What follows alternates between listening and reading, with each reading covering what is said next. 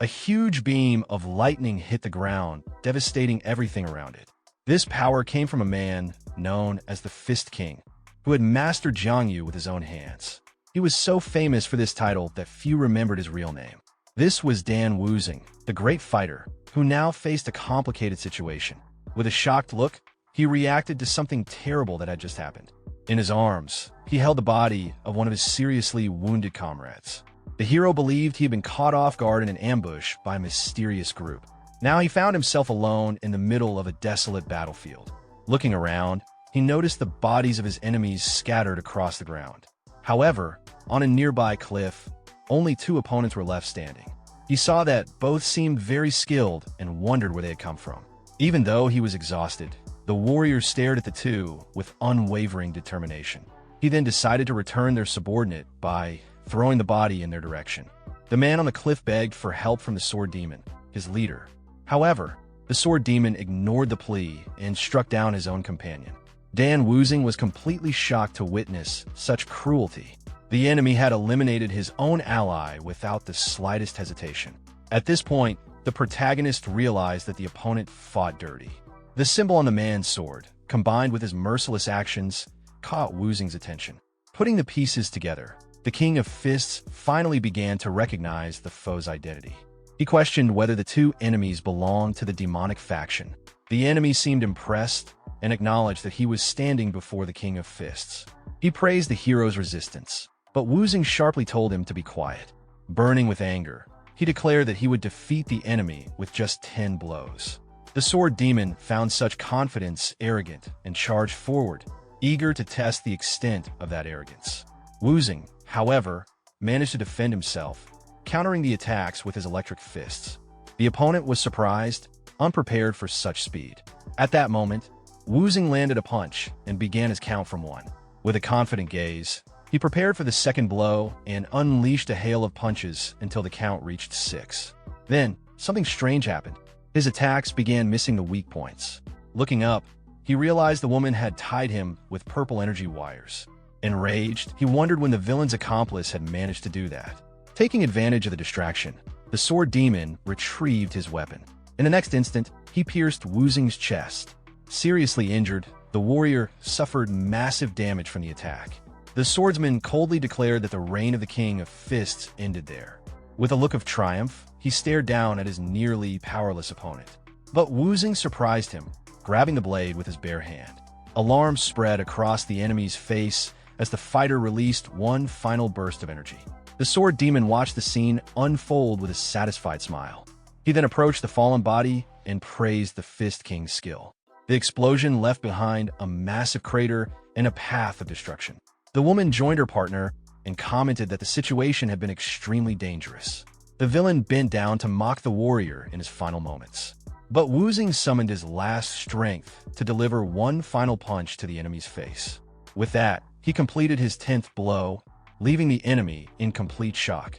The hero felt his life slipping away and accepted that his reign as the King of Fists had come to an end. In his final thoughts, he regretted one thing he couldn't do. He had wanted to strike the enemy one more time before his journey ended. And so, Dan Wuzing, the King of Fists, was defeated by the demonic faction. Meanwhile, in a safe house on Joa Mountain, something strange was taking place. A mysterious crow watched a young woman inside one of the rooms. Suddenly, someone inside woke up, frightened and disoriented. The young girl ran over in a panic to check on her master. She asked again about his condition, while the man looked around, confused, wondering where he was. He glanced down at his body and questioned whether anyone had tended to his wounds. The man touched his head and looked confused about his current situation. He realized that he had no injuries, and the girl addressed him as Young Master. He accepted the water, but found the title of First Young Master strange. When he looked in the mirror, he saw an unfamiliar face staring back and wondered why he was being called that. Holding the cup, he examined his new hands and noticed how different they appeared. Suddenly, he was startled by his own reflection and jumped back. In a panic, he desperately tried to remove what he believed was a mask from his face. But as he touched his skin, he found no seams and understood that it was truly his face. He stood in shock, while the girl silently watched, unable to make sense of his reaction. Seeing his distress, She quickly said she would call a doctor. Left alone, the fighter continued staring at his hands, still unable to accept what was happening. The girl walked away, confused by how strangely her master was behaving. He began to think through the situation and concluded that not even the demonic faction could have done something like this. Looking at his reflection again, he questioned who the person in the mirror really was and decided he needed to investigate the truth. Attempting to test the new body's movements, he tried to stand but stumbled and nearly fell, unfamiliar with how it moved. He grumbled that the body was too weak, comparing it to a baby deer. Frustrated, he slumped into a chair and called the new body complete trash. At that moment, his attention was drawn to some papers on the table that mentioned a group of merchants. He recognized the name of the large Inhum merchant group. As he read through the documents, he noticed they were addressed to someone named Li Jin. It became clear that the body he now inhabited belonged to Li Jin-un, the eldest son of the household. Scanning the letters, he saw that the requests were mostly about money, gambling, and women. From this, he concluded that the former owner of the body had been a complete failure. He ruled out witchcraft or the use of a mask, and he felt no strange energy within the body. The pieces began to fall into place, and he started to suspect he had been reincarnated. Sitting at the table, he began to wonder if he had completely lost his mind. Just then, a loud call for the first young master echoed through the room. His personal doctor rushed in, asking if he was all right. The hero felt uneasy and wondered who the man was. The doctor explained that he had heard something was wrong. Seizing the moment, the doctor grabbed the young master's wrist to check his pulse. The warrior replied that everything was fine and there was no reason to worry. The doctor was relieved and said he had prepared the usual meal. When the dish was brought out, the hero recognized it immediately as refreshing chicken soup. He knew the soup was good for healthy people, but would be harmful to the body he now possessed. He recalled how the old man had checked his pulse and found it odd that he looked so healthy. The doctor cheerfully claimed that the soup would make him as strong as the young men participating in the upcoming martial arts competition. Curious, the hero asked about the competition and was shocked to learn that 200 years had passed. Processing this information, he refused the soup, claiming he had no appetite. He then sent the doctor away, saying he wanted to return to sleep. Thinking to himself, he calculated that if the competition was nearing its 200th edition, then it hadn't been long since his death. That realization brought him some relief. He concluded that the demonic faction likely still existed. He also began to suspect the doctor and others around him, convinced they were people who deserved a beating. With fierce determination in his eyes, he silently vowed revenge. This time, he would finish all of them with a single punch. Later, a table full of appetizing food was set before him. The servants whispered among themselves, surprised by how much the young master was eating now, so unlike before. The hero returned from a walk looking much healthier than before. Entering the room, he complimented the girls for preparing the meal and requested that meals remain simple like this from now on. The servants continued to whisper, amazed at the change in him. While he was eating, Dr. Gong Sunming called to him from outside. The hero felt annoyed by the interruption, but allowed the man to enter. The old doctor came in with a grim expression while the servants bowed politely. The hero found the doctor's attitude amusing, noting how rude he was despite his formal entrance. But then the doctor's face suddenly shifted into a forced smile as he greeted the young master with enthusiasm. Wuzing didn't understand the sudden change in behavior and decided to trap the doctor. He calmly asked what the doctor wanted. The older man stood there, speechless. The gentleman said he had come out of loneliness and remarked that his effort had been in vain, since the young master appeared healthy. With an ironic smile, the protagonist questioned what kind of effort he was referring to. He then asked if that effort had been an attempt to poison him with the soup. The doctor stood in shock, unable to believe what he had just heard. He tried to defend himself, insisting that the soup was a nutritious tonic. But the hero continued provoking him, saying he thought it was poison meant for someone in his condition. The doctor grew furious and reminded the young man that he was his personal physician. Realizing he was no longer welcome, the gentleman turned to leave the room. However, the warrior suddenly called him by name, making the doctor visibly nervous. With an intimidating gaze, he asked who the true master of the house was. The doctor cringed, recognizing that he had crossed the line with his earlier behavior. Then the hero broke the tension with a laugh and said it was just a joke. After that, he asked the doctor to bring the writing tools. Once ready, he ordered the man to write a letter as he dictated the words. The first line stated that he would stay in the village due to his illness. But when the warrior continued dictating, the doctor stopped writing and scowled. The hero noticed the hesitation and asked why he had stopped. The doctor tried to cover it up and replied with feigned confusion, asking what the young master meant. Suddenly, a small gold bar flew through the air and slammed into the wall, narrowly grazing the doctor's neck and leaving him terrified. With a serious expression, the hero warned him that he was no longer the same Lee Jin-un from the past. The doctor, alarmed, asked what the young master meant by that. The boy began to explain everything, starting with the dragon phoenix soup. He said that for healthy people, the dish could serve as an invigorating tonic. But for someone sick like him, it was practically poison. The warrior insisted that a real physician should have known this. The doctor stood still, quietly analyzing the situation. Then the hero asked whether he had thought the pulse check would go unnoticed. The doctor was even more stunned by that revelation. But the protagonist added that the most important part had yet to come. With no appetite, he ordered everyone to leave the room and take the tonic with them. Looking directly at the doctor, he stated that the man hadn't even managed to hide his intentions. The older gentleman stood glaring at him while holding the bowl of tonic. Knowing the doctor wasn't working alone, the hero told him to write down the name of his boss. The man feigned ignorance, asking how anyone could suspect such a kind soul. The protagonist let out a sigh, exhausted by the doctor's pathetic act. Then the doctor's face twisted, revealing his true nature. With a malicious glint in his eyes, he glared at the hero, who calmly questioned him. The hero declared that the man had finally revealed his true self, and that it had been foolish to even try to appear worthy. At that moment, the villain threatened to eliminate all the servants to silence them forever. He slipped a needle from his sleeve and prepared to attack. But in the blink of an eye, the young master appeared right in front of him. With a swift, accurate strike, the protagonist punched the doctor in the face. Holding a piece of chicken, he warned a man not to get distracted. Then he took a bite from the chicken and added that the doctor shouldn't have let his guard down. Wincing slightly, he muttered about the pain and complained that the body was still far too weak. Determined, the warrior decided he needed to regain his strength as quickly as possible. Once he did, it wouldn't matter if the mastermind behind it all was the Yunha group.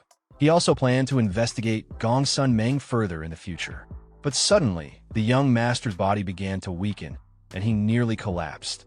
A sharp headache struck him, and he wondered what was happening. A familiar voice cried out desperately, calling for its lord. The image of the doctor flashed in his mind as the voice shouted his name. The hero began to deny what he was seeing, confused by the vivid images. He soon realized that he was experiencing the memories of the real Lee Jin-un. The memories were so sorrowful that a tear ran down his face.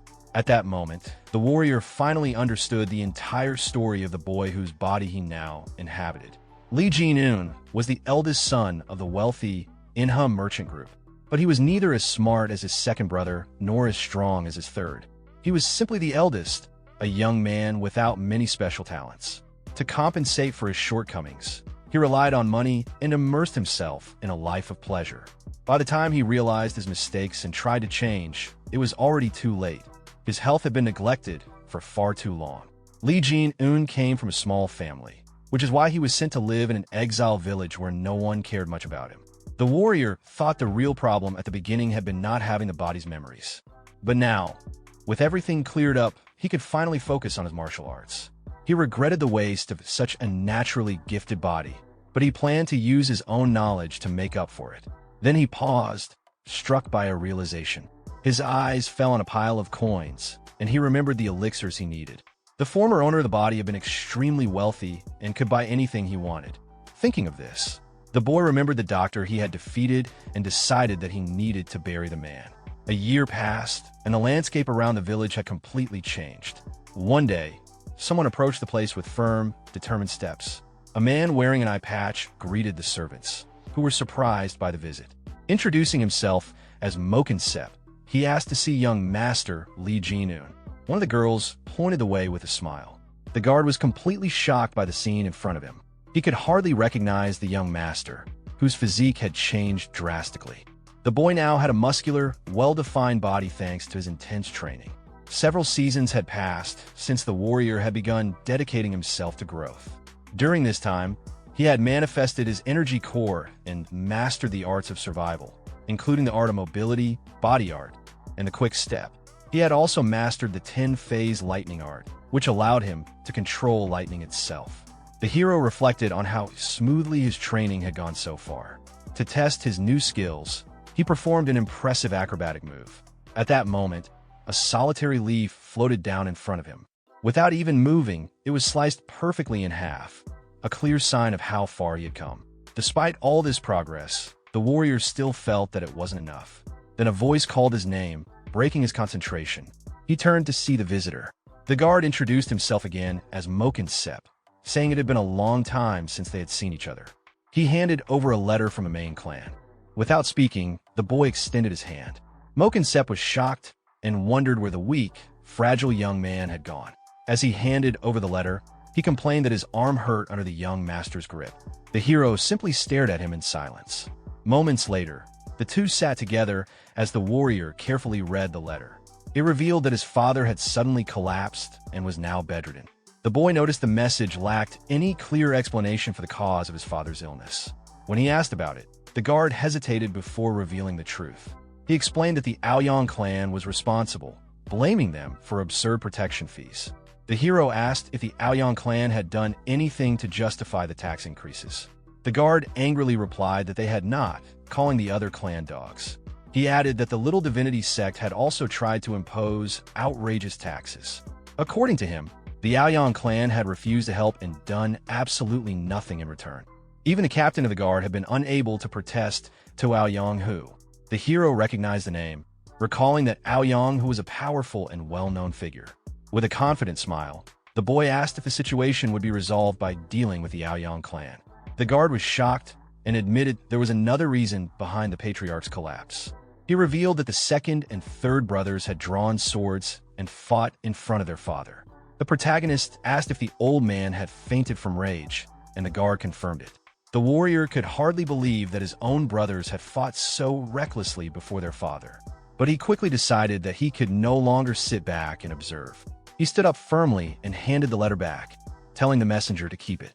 With a composed, determined posture, the young master declared that he would personally take care of all family matters.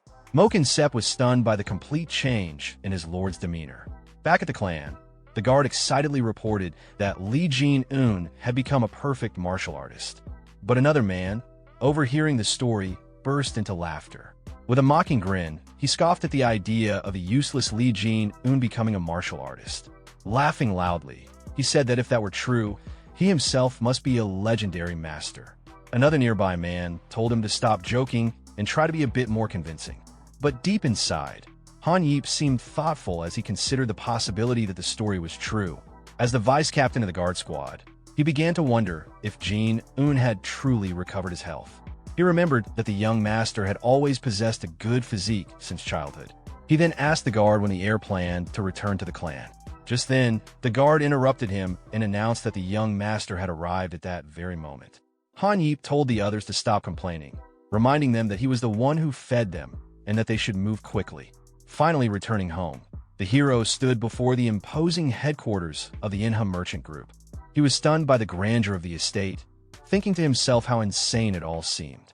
The warrior realized that the body's former owner had been even wealthier than he had imagined. He dismissed his servants and said he would go see his father immediately. As he walked alone through the property, he began to reflect. It struck him as odd that no one had come to greet him upon his return. That's when he sensed the presence of several people hiding nearby. Suddenly, numerous guards emerged and surrounded him with swords drawn. They congratulated him on his safe return with an intimidating tone. The man at the front introduced himself as Han Yip, the vice captain of the guard squad. Smiling, the vice captain remarked how unrecognizable the young master had become. He expressed relief at seeing him healthy. Another guard whispered a reminder that the old Jin-un used to look down on and mistreat them. Despite these memories, Han Yip maintained a calm and neutral expression.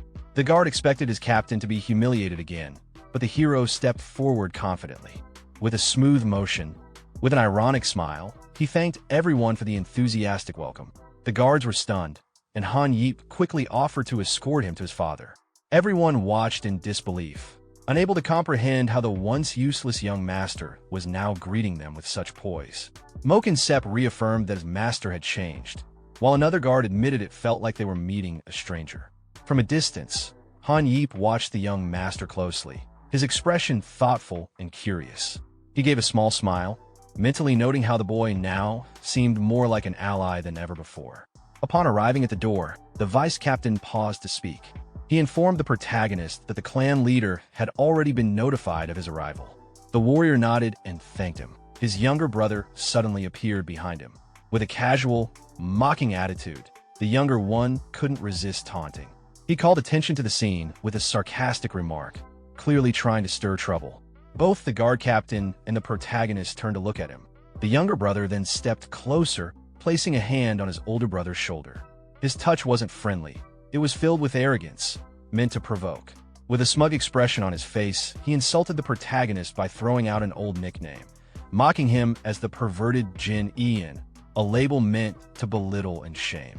Without stopping, the younger brother continued his verbal jabs. He made fun of the protagonist's facial expression, claiming it looked like he had completely changed and even had the nerve to glare now, something he found laughable. As he spoke, he pressed down harder on the protagonist's shoulder, trying to assert dominance. The guard captain, observing the tension, became nervous. He thought to himself that this was going to get ugly again, just when the protagonist had returned. Trying to defuse the situation, the captain stepped in and gently removed the younger brother's hand from the protagonist's shoulder. He attempted to lighten the mood, joking that the two brothers were finally reunited after such a long time and must be overjoyed to see each other. But the younger brother didn't take it well. He slapped the captain across the face without hesitation, annoyed and offended. With a sharp glare, he demanded to know how the captain dared to touch him without permission. Watching this, the protagonist began to feel irritated. Meanwhile, the younger brother wasn't finished. With a threatening glare, he looked between the captain and his older brother and snarled that dealing with one worthless fool was already bad enough. But now even the vice captain seemed to be disrespecting him. The protagonist didn't respond. He stayed calm, simply looking back at his younger brother. But that only fueled the younger one's arrogance. He pushed further, asking if he should teach the protagonist a lesson so intense that he'd never even dare to meet his gaze again. Just then, something shifted. The protagonist gently raised his hand and rested it on his brother's cheek. He softly called his name, Ja Ian. Annoyed by the gesture, Ja Ian tried to respond with more venom. But before he could finish speaking, the protagonist suddenly slapped him hard across the face. Ja Ian fell to the ground, shocked. He looked up in disbelief, demanding to know what the hell had just happened. But the protagonist ignored his outburst. Instead, he crouched down, placed a firm hand on Ja Ian's shoulder, and gripped it tightly. As pain shot through him, Ja Ian cried out, overwhelmed by the sudden shift in power.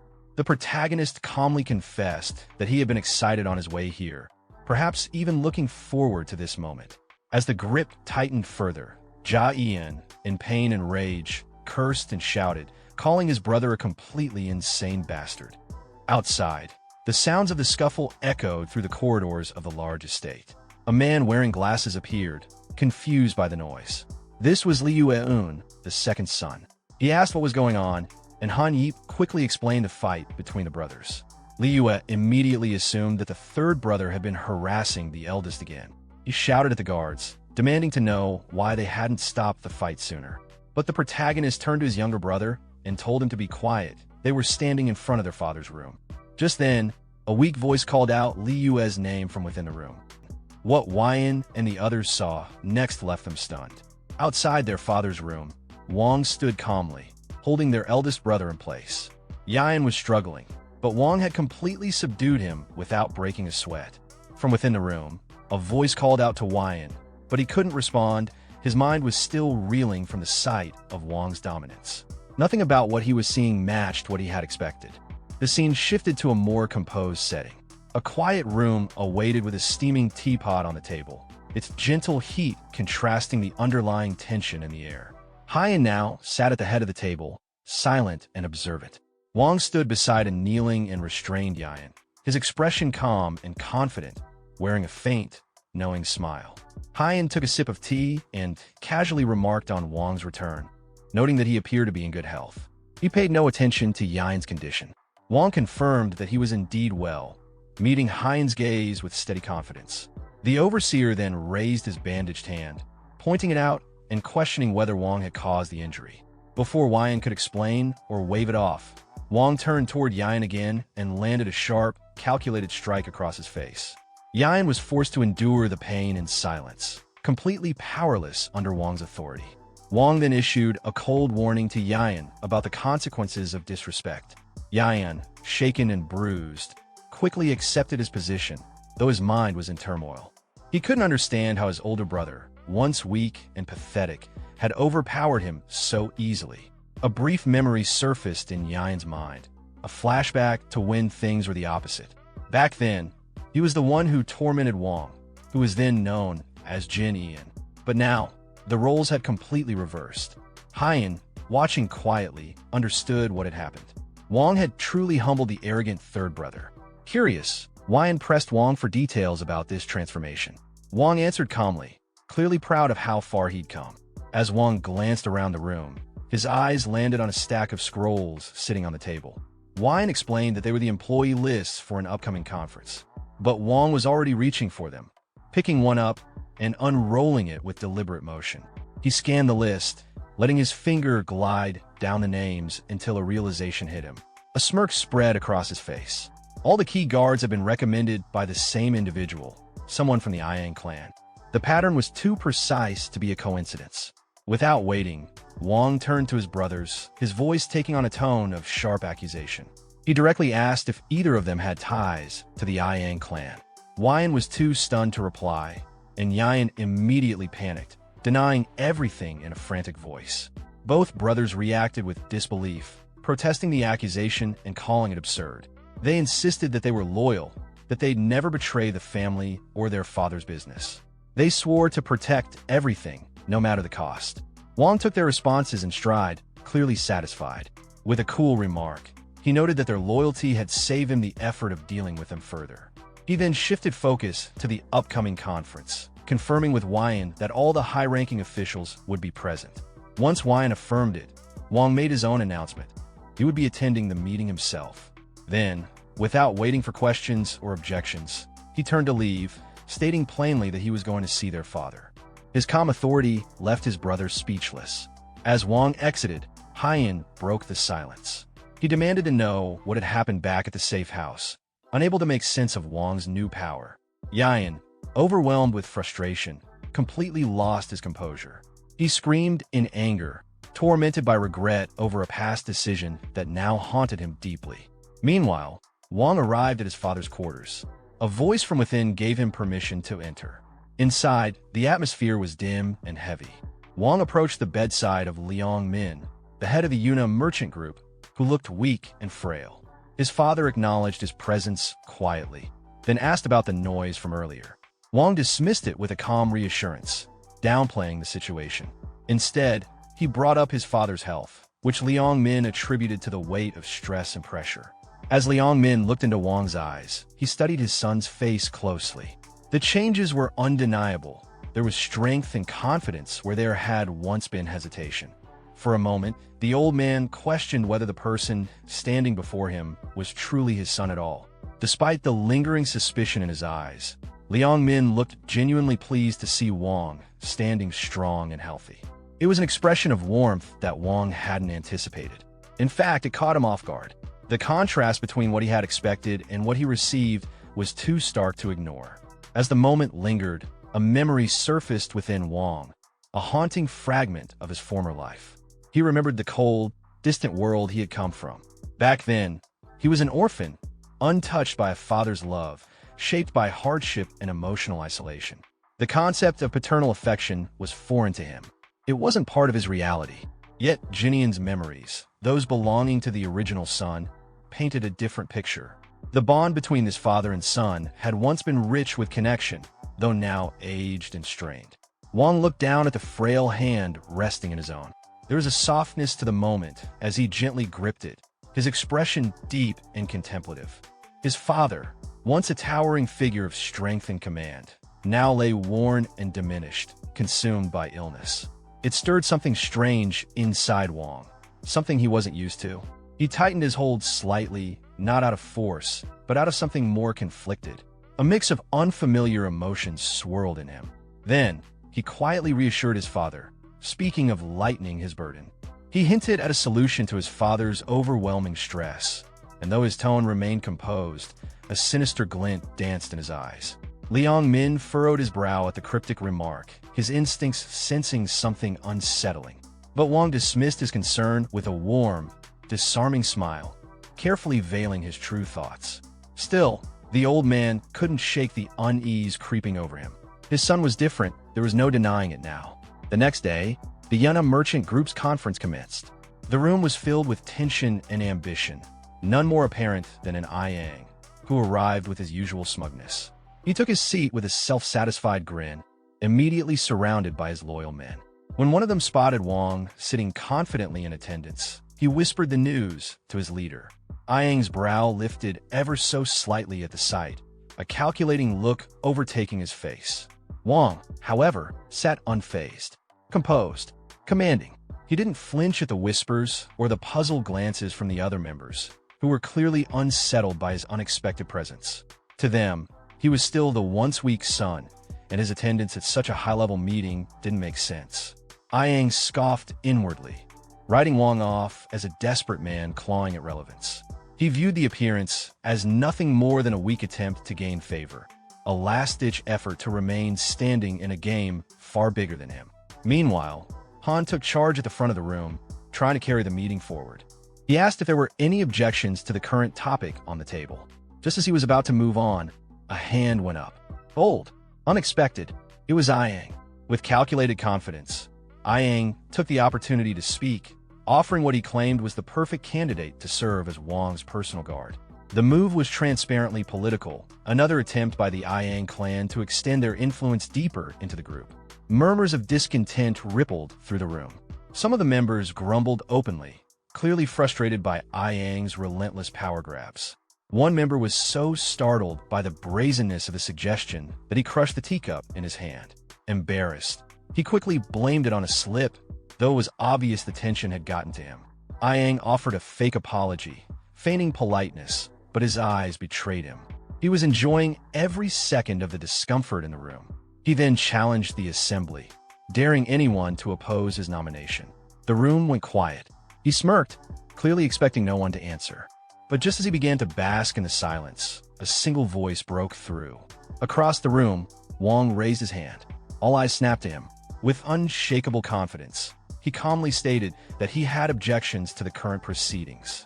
Then, rising from his seat, he locked eyes with Yang and made his own proposal, direct and explosive. He called for the dismissal of Aryan Ho, the current guard squad leader. The room exploded into chaos. Yang's supporters burst into laughter, mocking the proposal as pure nonsense. One of them openly jeered, treating the idea as if it were a poorly timed joke.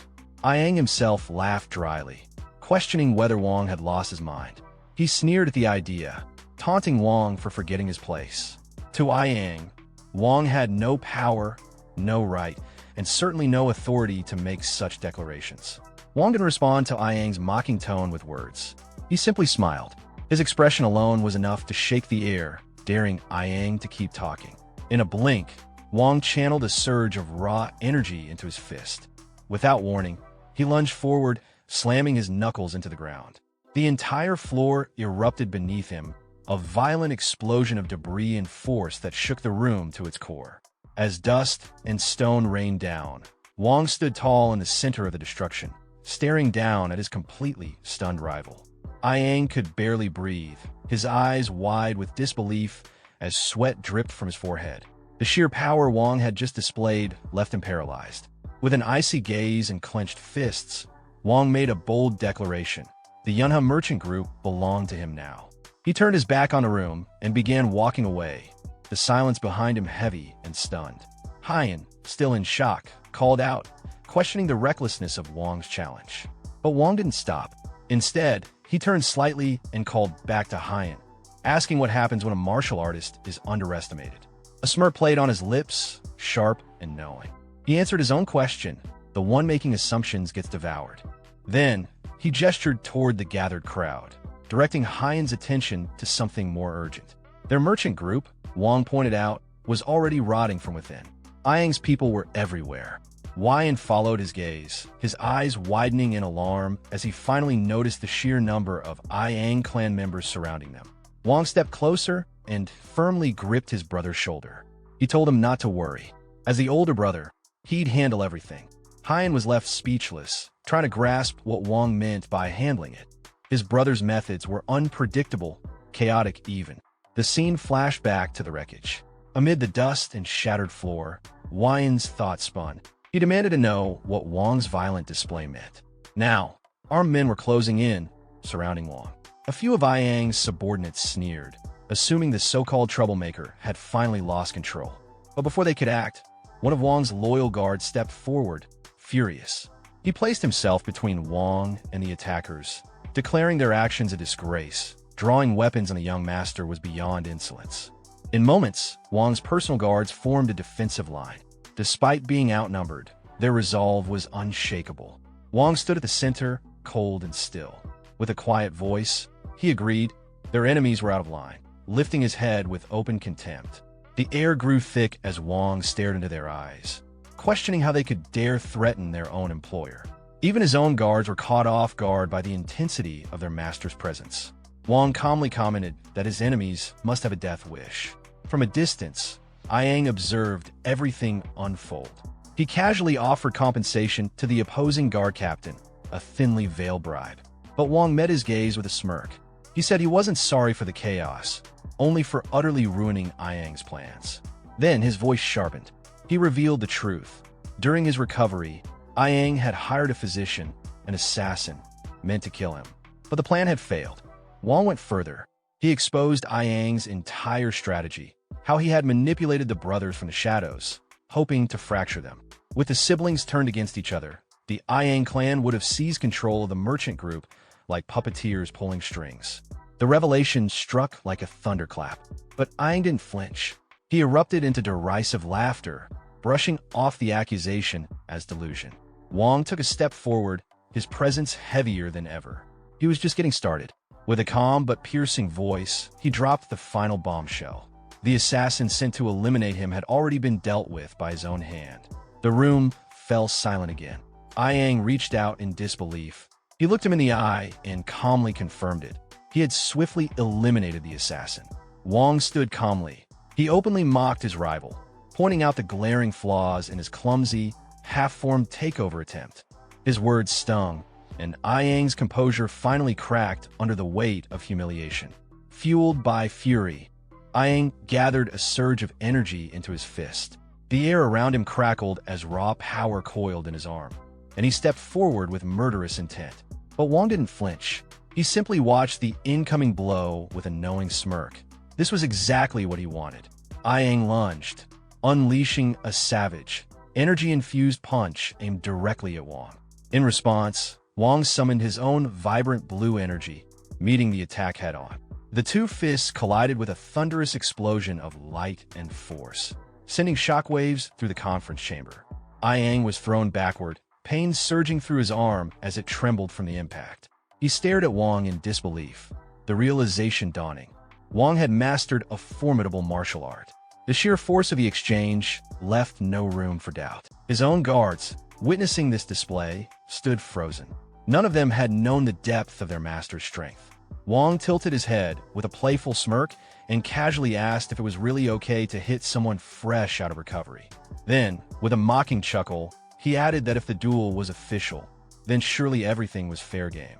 Ayang's face twisted with rage as he sensed his rival's confidence bleeding into every word. Seeing their captain challenged so brazenly, Ayang's men quickly jumped in, shouting to declare the battle an official duel, with the entire room as witnesses. The guard captain grinned, thinking Wang had been cornered by the formal terms. But Wang simply adjusted his robes with calm precision, shaking his head. He rejected the offer flatly. He wanted none of their rules. Instead, he raised his fist and demanded a life-or-death duel, no constraints. Ayang's expression shifted. He begrudgingly acknowledged Wang's advanced skills, assuming the strength came from training under some prestigious sect. Without another word, he rushed in, declaring that Wang's inexperience would be his downfall.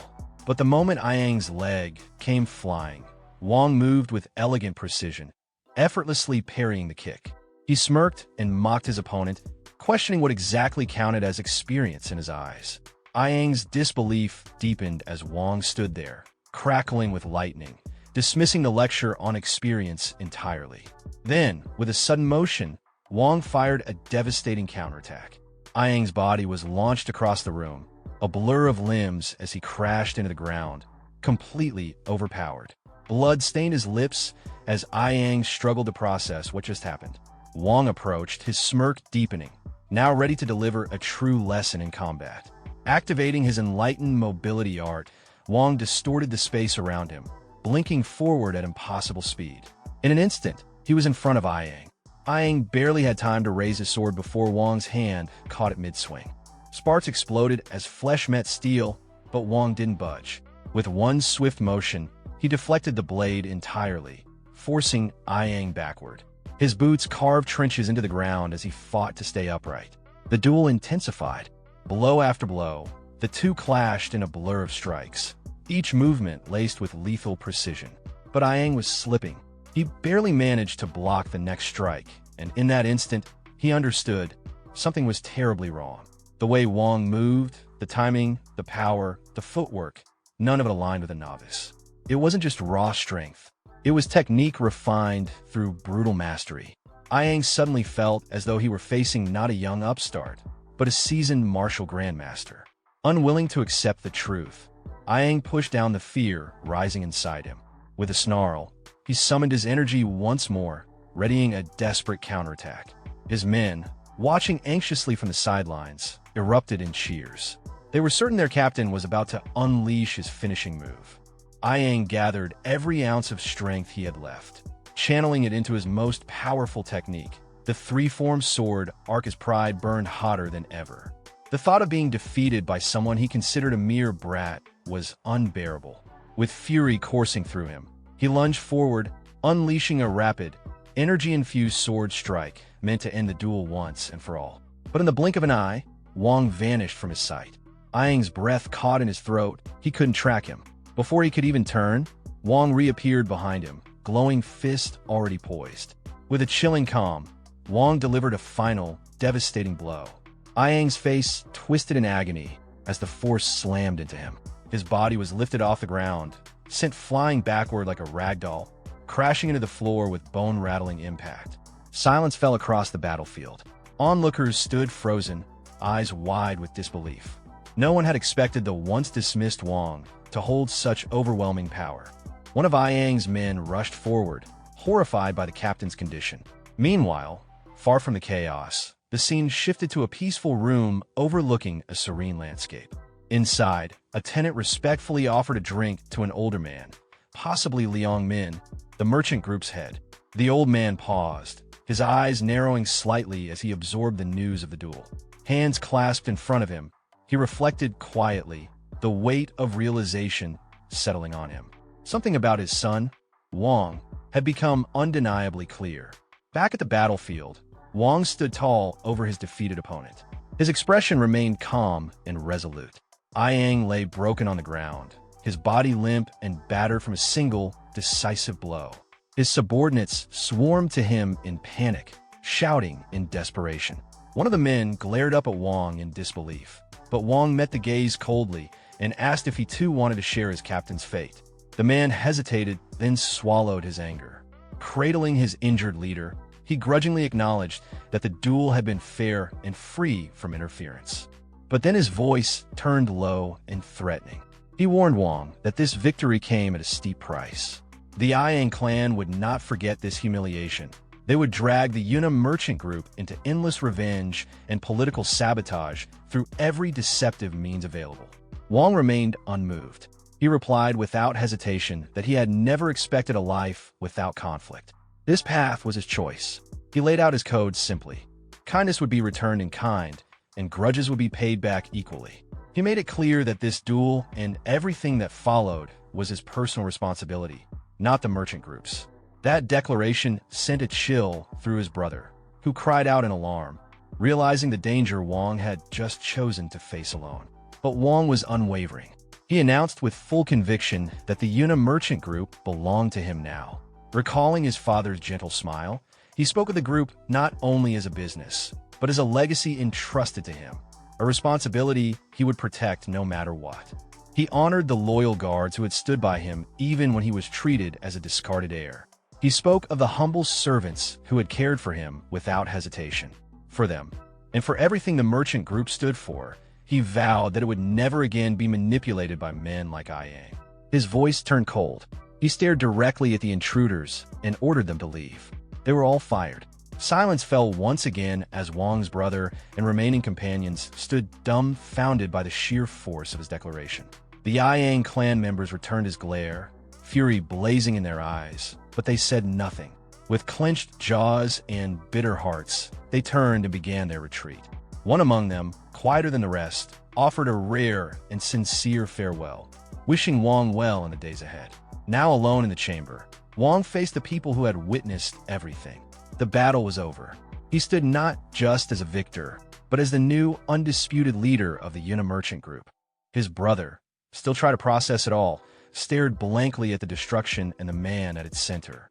One of Wang's loyal guards suddenly burst into cheers, elated, but his friend quickly clamped a hand over his mouth. Their commander turned sharply toward them, scolding their lack of restraint, though his expression betrayed something else, a rare mix of pride and relief. Wang's attention shifted to the chief administrator, who flinched slightly as he was suddenly addressed. With a commanding gesture, he demanded an elixir, requesting that it be taken from the merchant group's funds. After all, if he was going to shoulder this mountain of responsibility, the least he deserved was a tonic to help him recover. The administrator lit up with enthusiasm, bowing deeply. He promised to retrieve the finest tonic available, nothing less for the new leader of the Yuna merchant group. Wang, standing firm as the new head of the Yuna merchant group, begins assigning responsibilities with sharp precision. He outlines the administrator's new duties, emphasizing the urgent need to hire a completely new guard squad. His tone leaves no room for negotiation. The old system is being torn down. The scene then shifts to a peaceful estate bathed in the golden hues of sunset. Inside, a relaxed man sits comfortably between two imposing figures, sipping tea. As Wang speaks, he mentions already having candidates in mind. The man seated with him arches a brow, asking for confirmation, brings up the name Leginian. The man's interest sharpens immediately. The narrative flashes back to a few days prior, on Leginian's very first day at the merchant group. Night has fallen, and Leginian walks calmly through the estate grounds, accompanied by his subordinate. His eyes are sharp, scanning every detail around him with a measured, thoughtful gaze. As they pass the vice captain, Leginian casually asks if the man has had a meal yet. The surprised officer admits he's been working non-stop since sunrise, with no time to eat. Leginian doesn't respond immediately. He simply files the information away with a knowing look. A sly grin creeps across his face, hinting at the gears already turning in his mind. He then turns his gaze downward from a balcony, watching a cluster of guards fooling around while on duty. The contrast is obvious. Where the vice captain was dutiful and focused, these men were lazy and indifferent. Leginian quietly unclenches his fist. He's already made up his mind. These freeloaders need to go. But he also knows the harder part isn't firing them. The real challenge is replacing them with people who are actually worth something. His subordinate, watching the changes in his expression, finally begins to understand just how large and calculated Leginian's plan truly is. Their search leads them to a bustling, lantern-lit establishment filled with smoke, noise, and laughter, a den for gamblers, drinkers, and rough types. Exactly the sort of men Leginian is looking for. Inside, one especially loud man enjoys a smoke, completely oblivious to the eyes watching him. Some patrons recognize Leginian instantly. They snicker among themselves, calling him the merchant group's famous pushover. Their tones are mocking, but Leginian doesn't flinch. He stands with his hands clasped calmly behind his back, surveying the room like a general analyzing a battlefield. He turns, gaze sharp and predatory, and begins walking toward a roped-off area marked restricted. A large bouncer, armed with a trident, stands in front of a set of ornate double doors. The bouncer smirks at his approach, mockingly greeting him as young master, expecting yet another bribe or groveling favor. But Li Jinian's expression turns cold. He dismisses the man's familiarity and commands him to open the door. The bouncer, caught off guard, sputters in disbelief as Li Jinian brushes past him without hesitation. His firm stride signals a dramatic shift. This is not the same man they once knew. Inside the private room, the rowdy atmosphere quiets as the occupants notice Li Jinian's entrance. Their leader, Como, greets him with a smug grin. But when his eyes meet Li Jinian's, he senses something is different. Li Jinian stares back with icy resolve. Two bald men, Yuk Jimbo and Yakyongo, offer a cold, dismissive welcome. Como scolds them with mock concern, scolding their lack of hospitality and putting on an exaggerated show of care for his old friend. He forces a laugh, acting as though they all share a warm bond. A flashback surfaces. A younger Li Jinian appears, visibly distressed, while a teenage Como stands above him with cruel authority. The memory is bitter. Their friendship had always been one-sided. Como used him, mocked him, and took advantage of his family name and resources. Back in the present, Li Jinian studies their faces in silence. He watches the lies play out, pondering what they even think friendship means. Como then tosses him a bag of coins with a smug grin, telling him to have fun, his tone dripping with condescension. He laughs about finally having his favorite pushover back, promising a big treat, all at Li Jinian's expense. But this time, Li Jinian doesn't play along. His silence unnerves Como. The room grows tense. Como frowns, uncomfortable with the uncharacteristic lack of response. But Li Jinian breaks the quiet in a chilling tone, stating he's simply deep in thought. His gaze narrows. With calm menace, he admits he's contemplating whether or not to end Como's life right then and there. Internally, Li Jinian clarifies his true target. It's not Como, not directly. His real concern is the twin brothers beside him. They're the true muscle behind Como's operation. From the way they carry themselves, Li Jinian understands they're little more than hired fists. Thugs living in Como's shadow, loyal only to his coin. Li Jinian studied the two enforcers closely, picturing them in their element, brutal, efficient, and unquestioning in their loyalty. They were clearly skilled men, but he couldn't help thinking their talents were utterly wasted under someone like Como. While their leader reaped all the benefits, these brothers did the dirty work, little more than tools in the hands of a man who had no true respect for them. Having reached a firm conclusion, Li Jinian finally acknowledged Como's repeated questioning. He turned to him with a radiant, confident smile and extended his hand. His first demand, the vault key. Como and his henchmen stared blankly, completely thrown off by the sudden and unexpected request. The gang leader scoffed at the absurdity of it, waving it off like a joke and assuming this was just another round of begging for pocket change. But Li Jinian nodded calmly, replying that cash would suffice for now. With chilling precision, he began listing out every single coin they had extorted from him over the years: forced investments, rigged games, even exaggerated medical bills. As he reached the end of his calculations, he concluded the total debt, 100,000 Niang. He then paused, tilting his head slightly, wondering aloud if perhaps he was being too lenient. Como barely held back a laugh. He covered his mouth as his shoulders shook, trying not to burst outright. But soon enough, he erupted in hysterical laughter, slapping the table in disbelief. To him, this was pure comedy. Through tears of laughter, he mockingly praised Li Jinian's sudden mastery of mathematics. Still chuckling, he leaned forward and sneered, calling Li Jinian a complete madman.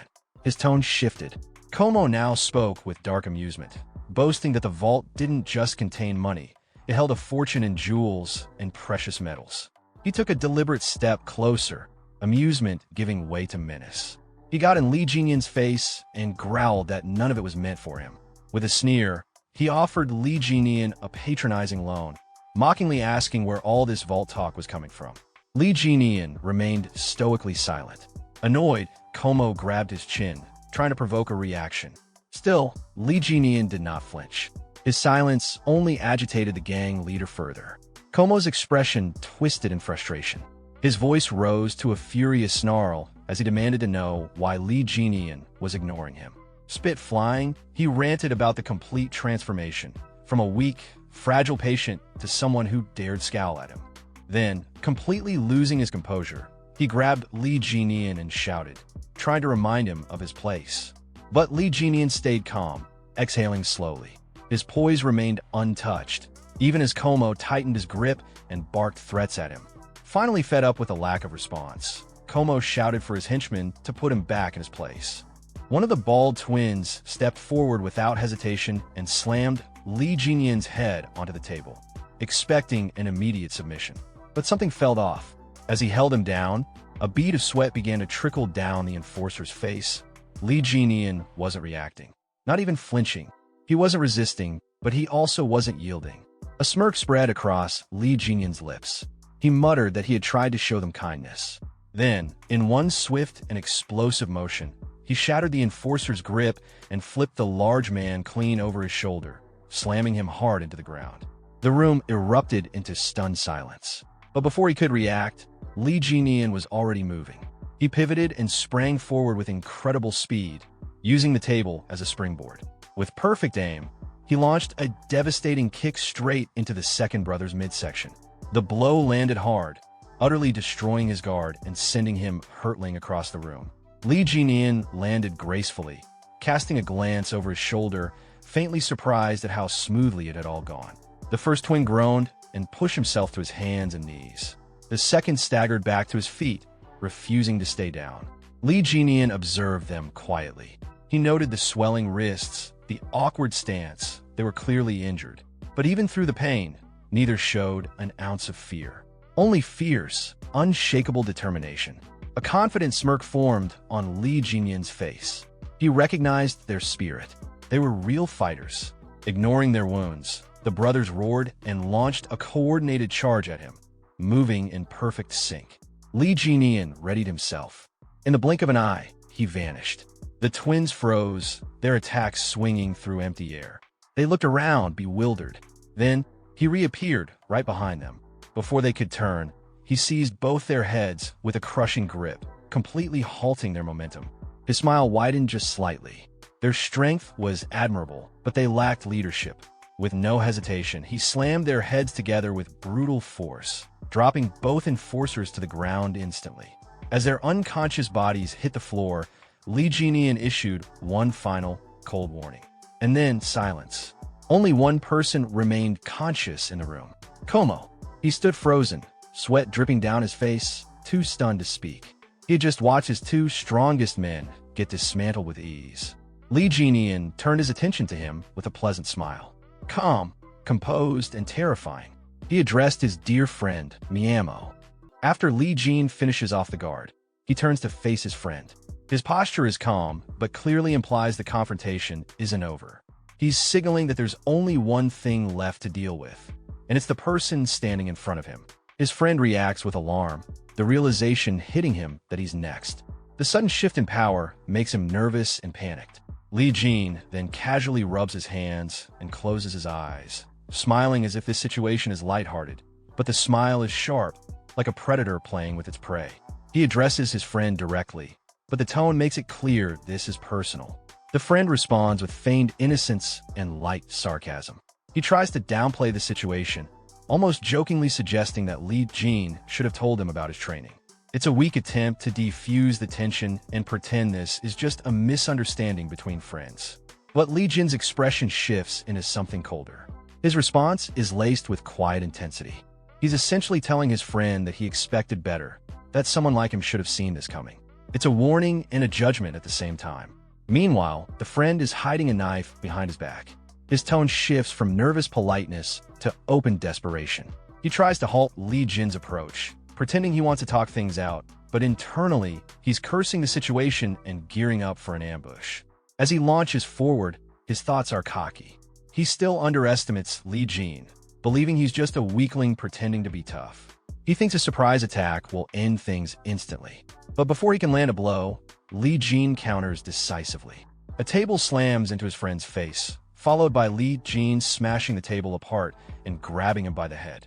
After seizing control, Li Jin calmly follows up with an electric attack. He could have killed him, but didn't. Outside the room, a guard hears the chaos and panics. He hides himself, thinking that things have escalated far beyond what's normal. The situation is dangerous, and someone could genuinely die. Back inside, Li Jin releases his friend, who drops to the floor in a daze. Li Jin sits beside him, composed but focused, as if watching a dying ember flicker.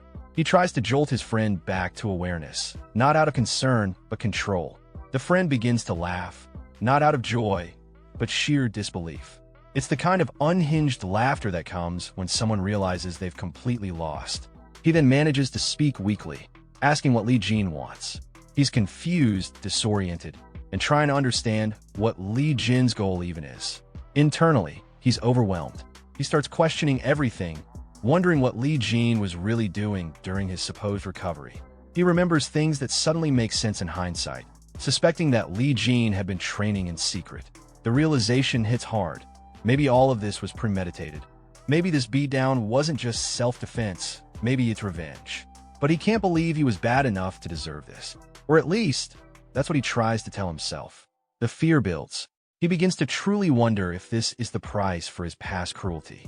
He starts suspecting that Li Jin might have orchestrated all of this, the timing, the attack, the exposure. In an effort to shift the mood, he suddenly stands and acts overly cheerful, a complete 180 from just moments ago. His performance is clearly fake, but he hopes to divert Li Jin's attention. Instead of offering what was demanded, he suggests an alternative, anything really just to stall or misdirect. Li Jin responds with interest, but doesn't make his intentions clear. This ambiguity gives his friend a sliver of hope, which he clings to. Sensing a possible opening, the friend becomes excited. He references their long-standing relationship, appealing to nostalgia and shared history. It's a manipulative move, trying to reframe the conflict as a misunderstanding between old friends rather than consequences for betrayal. Li Jin acknowledges the sentiment in a neutral way, appearing to accept the idea of friendship, but without much emotion. His friend takes this as a good sign, becoming animated, relieved. He even celebrates the moment as a turning point, convinced that things are resolved. He suddenly pulls Li Jin into a hug, acting as if everything's forgiven. His promises to stop bullying and hitting Li Jin feel performative, like lines rehearsed by safety. Not because he means it, but Li Jin's expression doesn't change. He doesn't return the hug or acknowledge the excitement. He simply stares ahead with a flat, disinterested look and says something that makes it clear. His words suggest that the friend's touch and the entire charade disgusts him. Hearing Li Jin's cold rejection, the friend quickly lets go of him and tries to reset the mood with exaggerated optimism. He puts on a wide, glowing smile, acting as if everything's fine now. He insists that they're not just friends, but brothers. His tone is overly dramatic, clearly fake, and meant to cover his fear and shame from earlier. To solidify the performance, he turns to the two guards nearby and loudly orders them to treat Li Jin with reverence. He demands they greet Li Jin as their new big brother and show proper respect, even congratulating him on how much stronger he's become. It's his way of saving face and pretending he's still in control. The guards don't question it. They respond instantly, congratulating Li Jin in a way that's respectful but feels automatic. It's clear they recognize strength and have started to shift loyalty. Internally, however, the so-called friend smirks. His thoughts are full of contempt. He scoffs at the idea of friendship or brotherhood, clearly seeing it all as an act. Deep down, he still views Li Jin as someone who used to crawl at his feet, obedient, weak, and pathetic. In his mind, he's already planning to escape. Once he gets out of this mess, he intends to grab the twins, likely his loyal subordinates or bodyguards, and disappear. He believes that with them by his side, starting fresh somewhere else will be easy. But as he begins to walk away, Li Jin's voice cuts through the room. He calls out to the two guards by name, reminding them that when he swears brotherhood with someone, it's for life, not a passing moment. His tone is heavy, implying a deeper commitment and warning them to consider their stance carefully. The twins immediately turn to look at the friend. Their eyes are uncertain, perhaps even judgmental. They're silently questioning whether they should still trust or follow him. Feeling the pressure and not liking the attention, the friend snaps back. His voice becomes defensive, frustrated. He demands to know why they're looking at him like that, and reminds them loudly that he and Li Jin are sworn brothers now, trying to reassert authority, but it sounds desperate in response. The guards face Li Jin and declare their loyalty to him with complete seriousness. They announce that they'll now follow him as their big brother. It's an official transfer of allegiance. They're no longer under the friend's influence.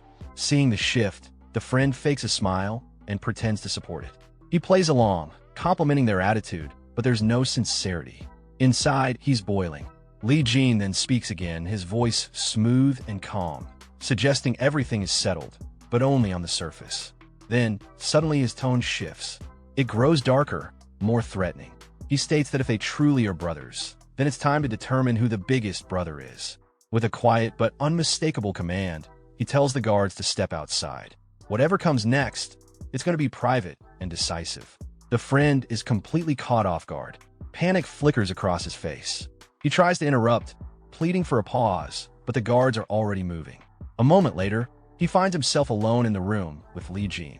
Li Jin looks at him with narrowed eyes and asks what he's trying to do. The friend, growing more uneasy, begins to question Li Jin's motive. In his head, he's wondering, what exactly is Li Jin after? Li Jin gestures for him to hurry up and make a decision. This throws the friend off. His thoughts spiral. He wonders if Li Jin isn't after money, as he originally assumed. Could there be something else? Li Jin responds again, now openly critical. He calls out how the friend had used the guards for personal gain, manipulating their loyalty for selfish purposes. He's calling out the way the friend operated and declaring it wrong. Then, surprisingly, Li Jin smiles brightly. The mood shifts for a moment. As he raises a fist with resolve, he declares his new intention: to properly guide those who followed the wrong leader. It's not about revenge, it's about setting things right. And this time, he's the one taking responsibility. Hearing this, the friend sighs, not from relief, but from resignation. His face falls, disappointment clouding his expression. He weakly tells Li Jin to just take the money and be done with it. He grabs his head in frustration and despair. Emotion spills over as he bitterly complains. Li Jin has already beaten him up, and now he's even taking the two people who were closest to him. It's too much. Then his frustration explodes. He screams that what Li Jin's doing is no different than telling him to die, that he's being pushed to the edge. Li Jin turns slightly, calm as ever, and repeats the word kill, as if he's considering it. And then, without another word, he kicks his friend in the face. The blow is brutal and sudden, meant not just to hurt, but to humiliate. His face shows a mocking expression, and the words that follow sound like sarcastic praise, pretending to thank him for his efforts. But it doesn't stop there. Li Jin launches a series of punches, not even giving his opponent a moment to breathe. Each strike is fast, merciless, and unrelenting. There's no hesitation, just raw, controlled fury. The friend, now overwhelmed and terrified, thinks he might actually die. The pain, the power, the relentlessness, it all becomes too real. For the first time, he fears that Li Jin isn't just proving a point. He might be serious. Barely able to speak, he manages to get a few words out, a plea. He says he'll hand something over, but Li Jin only leans in with a cold, unreadable look.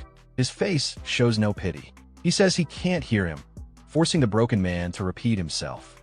With no pride left, the friend finally says it clearly. He'll give up the keys. He begs for mercy, asking to be spared. After Li Jin's final mocking remark, Myungo, beaten and bruised, tried to regain some control over the situation. He asked sarcastically if he should show respect now that they were supposedly friends. But instead of responding with words, Li Jin suddenly grabbed him and threw him hard toward the door. Myungo crashed through the door, breaking it as he tumbled outside. The two guards standing nearby saw him fall and immediately called out his name, shocked by the sight of him in that condition. Li Jin watched him with an unreadable expression, silently wondering how Myungo still had the nerve to laugh in that state. Lying on the ground, Myungo was overwhelmed by disbelief. In his thoughts, he questioned whether Li Jin was even sane anymore. The guards, seeing their former boss sprawled out like that, asked if he had really lost. With a weak voice, Myungo admitted defeat. He told them that from now on, they should serve Jin Eon instead. Inside, he felt deeply embarrassed but held back his emotions. Still, he tried to reason with himself. Maybe it was better for the twins to follow someone like Li Jin, someone who could give them a better life, perhaps in a more stable place like the Linha Merchant Guild, instead of keeping them stuck in this run-down gambling den. As he thought about it, a tear slipped from his eye. He had spent a long time with them and believed they shared a bond. But before he could dwell on that feeling, the twins spoke in unison. They said they understood, and they thanked him sincerely. Hearing that, Myungo looked at them with irritation. Later, He muttered to himself in frustration, calling them ungrateful and cursing the old saying about never trusting those with black hair. He then made his way upstairs toward his room. On the way, people in the building recognized him and started whispering. They called him the walking corpse and commented that now, without the twins, they might actually be able to beat him. He ignored the voices and kept walking, head lowered. But suddenly, a group of men stepped in front of him, surrounding him. One of them mentioned that now that the twins were gone, things had changed. Myungo looked at them calmly and acknowledged how bold they were all being now. Then he raised his voice, claiming his reputation and daring them to come at him if they were serious. One of the men mocked him, saying it was pathetic how someone in his condition still talked tough. The group raised their weapons and moved in to attack. Seeing the situation, Myungo instinctively raised his hands to protect himself. In his mind, he felt the fear set in. He really might die here. But before they could strike, someone intervened. Lee Jin suddenly appeared, fighting off the attackers as he walked through, casually carrying goods looted from Myungo's room. He made it clear that he didn't approve of these people jumping Myungo now, especially when he was already injured. He reminded them that these same people were once too scared to even look at Myungo properly, and now that he was weak, they were trying to pile on. After dealing with the attackers, Lee Jin continued walking, barely looking at Myungo as he passed by. Myungo, still lying on the ground, muttered a bitter remark, annoyed at how cool Lee Jin was acting. A short while later, he and the twin guards were walking toward the exit. One of them turned to him and quietly thanked him for helping Myungo. Then, both of them bowed respectfully and repeated their thanks. As they left to carry out Lee Jin's orders, he watched them go, thinking to himself. He recalled how many people had wondered why the twin guards stayed loyal to Chul Myungo for so long. From old memories, he remembered that some said they had been brought there and sold as slaves, while others believed they followed him purely out of fear. Even Lee Jin once thought that way. But now, looking at them with a more thoughtful gaze, he realized the truth. They hadn't been slaves, and they hadn't stayed out of fear either. As he walked on, he quietly acknowledged something else to himself. Even in this second life, understanding people's real intentions was still difficult. Unbeknownst to Lee Jin, someone was secretly watching him from behind pillar. The observer, wide-eyed in disbelief, whispered to himself. He couldn't believe what he was seeing. In his thoughts, he questioned it again. Could that really be Jineon? Sometime later, the scene shifts to Jan, who is grumbling to himself. Ever since Jean came back, there hasn't been a single peaceful day. He's clearly frustrated. Just the other day, Jean returned with a ridiculous amount of money out of nowhere and brought along two big guys as well. At this point, Jan has concluded that he simply doesn't like him. While in the middle of his complaining, he notices some movement. It's none other than Incup, barging into the residence, pulling a huge cart behind him. Not far behind, one is managing the goods, giving orders to the workers to handle everything carefully since they're transporting important items. Curious, Jan approaches and asks what all this is about. His mood suddenly shifts to excitement when he hears that the goods include extremely rare elixirs. One so rare, they're not even available on the market. Just then, a familiar voice draws everyone's attention. It's Jan's father, the old man, who steps out and casually mentions that he was the one who ordered them. Juan immediately urges him to stay indoors since he's not in great condition, but the old man waves it off, saying he's doing much better now. Jan and the turd both ask the old man what he plans to do with all the elixirs. The turd gets especially hopeful, assuming that since Jean only needed one, surely some of the rest must be for him too. But that little dream is crushed the moment the old man clearly states that all of it is for Jean. Still disbelieving, the turd asks again if all those precious elixirs are really just for Jean. The old man explains that one elixir alone isn't enough to change Jin's fate. He reminds them that he's already spent a fortune on the trash guards before, so this isn't a big deal in comparison. In addition, he's already sent letters to their company's regional branches, contacting old friends and respected merchants. He told them he would be buying high-quality elixirs to help the company recover from its current crisis. Since the company's collapse would affect them all, they took his words seriously. He acknowledges, though, that his biggest mistake was putting a rat in charge of the escort group. So now, he feels obligated to clean things up properly. Hannah praises the decision, saying the young leader has the potential to become a great warrior. Everyone around seems to admire Jin's effort and potential, while Jan, and especially the turd, struggle to understand what's going on. The old man laughs joyfully, clearly proud, saying this is finally his chance to spend all the money he's been saving up his whole life. Meanwhile, the turd, his hopes fully shattered, can't even speak. Sometime later, having mentally snapped, the turd is seen wildly swinging his sword like a man possessed. Earlier, he had asked his father where his elixir was, only to be met with silence. The old man had looked at him with clear dissatisfaction and questioned whether he really needed one. Now, driven mad with envy, the turd rants that he can't even breathe peacefully anymore. Everywhere he turns, it's all about Jean. He sulks and cries, convinced everyone's playing favorites and discriminating against him, wondering what sort of miracle Jean must have experienced. That's when he notices movement again. In a blur, Jean runs past him at incredible speed, barely pausing to say that he's just out for a walk. The turd gets pushed aside in the process, and as Jean disappears into the distance, he realizes something strange. Jean is dragging a huge boulder behind him. Not only that, but he has weighted shackles strapped to his legs. Despite being completely out of breath, Jean continues walking without slowing down. Watching this, the turd is left in disbelief. It finally hits him. Jean really is putting in the work. As the sun begins to set, Jan collapses onto the ground, exhausted. Despite the fading light, he grips his sword tightly and keeps swinging it, refusing to stop. He's clearly trying to imitate someone, probably Jean, and even mutters a few overly dramatic lines to himself, as if role-playing. But no matter how much effort he puts in, it's obvious his moves don't come close to what Jean had displayed earlier. That's when Jean suddenly appears, catching Jan off guard. With fear written all over his face, Jan jumps slightly and asks why Jean is back so soon. He thought he'd gone out for a walk. Jean replies bluntly, saying that if Jan is going to try and copy techniques, he should at least do it properly. He points out that Jan managed to mimic one of his own finishing moves surprisingly well, and tells him to try replicating it again using the sword. Embarrassed, Jan realizes Jean had been watching the entire time. Jan gives it another try, swinging with all his strength, but ends up breaking the training staff. Jean admits the move was powerful, but immediately follows up by critiquing the form, saying the stab was extremely sloppy. This stings Jan's pride. Just as he turns around in frustration, Jean suddenly throws a punch at him. To his own surprise, Jan manages to block it. Jean calmly says he just let his guard down on purpose, then quickly follows with a kick that sends Jan crashing to the ground. Jean explains that in that moment, Jan panicked, and that's what made him fall. Lying on the ground and convinced that Jean has lost it, Jan begs to talk things out. But Jean isn't listening. With no other option, Jan grabs his sword and charges. But just as he looks up, Jean is gone. In the next instant, Jean appears behind him.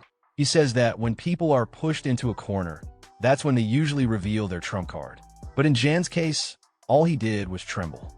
That's why Jean held back, collapsed on the ground. Jan realizes just how close he came to death. Jean, meanwhile, offers some calm advice. Stabbing attacks have a lower hit rate than slashes. He explains that Jan's technique, whatever it's called, is a one-strike move, and because of that, he had to be cautious. Jean adds that the difference in a split second of movement could decide the outcome. As he continues lecturing his brother, Jean reflects on his own strength. In his past life, he wouldn't have even let a weak escort captain draw a sword on him. His current body is still nowhere near as strong as the one he had before. Even as the renowned Fist King in his previous life, there were still people he couldn't surpass. That thought unsettles him. It's not enough. Clenching his sword tightly, he tells himself that this time, he'll become stronger than ever, stronger than anyone. Just then, one of the guards comes to inform him that someone is waiting for him outside. As Jean leaves, he flicks his brother on the forehead. Jan starts complaining, but Jean pays him no mind and walks out without another word. Meanwhile, outside, some visitors nervously exchange opinions. They're trying to convince themselves that there's no way Jean could have learned martial arts. After all, wasn't he just obsessed with girls? But one of them, Guam, says he saw something strange with his own eyes. He recalls passing by the gambling den run by Manga while drunk and catching a glimpse of Jean.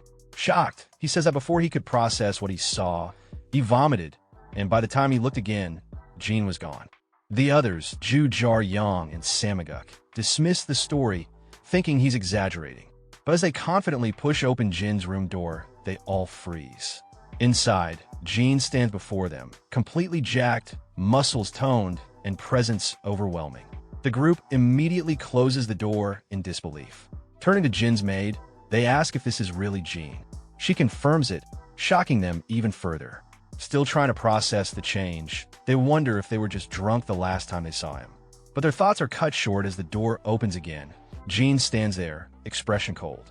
He first tells his maid to take the twin guards to the dining hall and make sure they eat to their heart's content. Then he turns to the two visitors, his gaze sharp. "What are you waiting for?" he says, stepping aside. With a heavy look, he orders them to get inside. Shaking, the two pray silently for someone, anyone, to come save them. That's it for today's video. I hope you enjoyed this manhwa. Thank you so much for watching, and I'll see you either in a new manhwa recap or in the next episode of this one. Until then, take care and bye-bye.